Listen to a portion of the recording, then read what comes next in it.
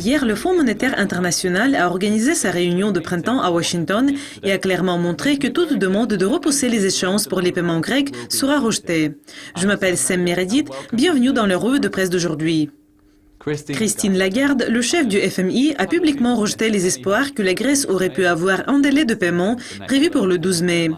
Après l'annonce de la décision du FMI, les rendements obligataires grecs ont bondi. Les rendements d'obligations de juillet 2017 ont augmenté de 202 points de base à 26,2%, ce qui est le plus haut depuis les restructurations du pays. Et ce qui est à noter, c'est que les rendements obligataires de 10 ans de la Grèce ont grimpé de 70 points de base à 12,4%.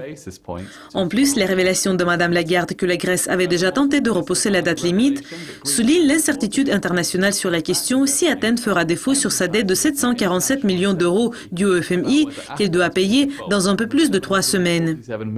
Yanis Varoufakis, le ministre des Finances de la Grèce, a nié l'allégation selon laquelle il avait fait une telle demande, mais Mme Lagarde a ajouté « Les délais de paiement n'ont pas été accordés par le conseil d'administration du FMI ces derniers 30 ans.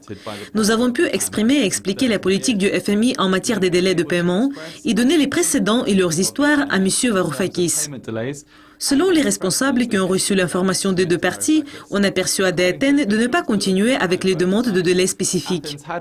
Lors de son discours dans la capitale des États-Unis, M. Varoufakis a déclaré que la Grèce voulait concéder du terrain dans les négociations en cours, mais il a ajouté « Nous ferons des compromis, mais nous ne nous compromettrons pas. » Les représentants officiels des créanciers de la Grèce restent incertains sur la question si elle pourra effectuer le paiement le mois prochain.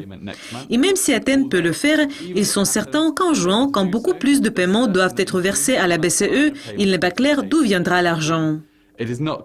Jack Lew, du Trésor américain, a commenté des conséquences de la sortie de la Grèce ayant déclaré « Ce ne serait pas bien pour l'économie mondiale qui vient de commencer à se rétablir après une récession profonde d'avoir ce genre d'incertitude. » C'est tout pour le revue de presse d'aujourd'hui. Rejoignez-nous la semaine prochaine. Mais pour le moment, au revoir.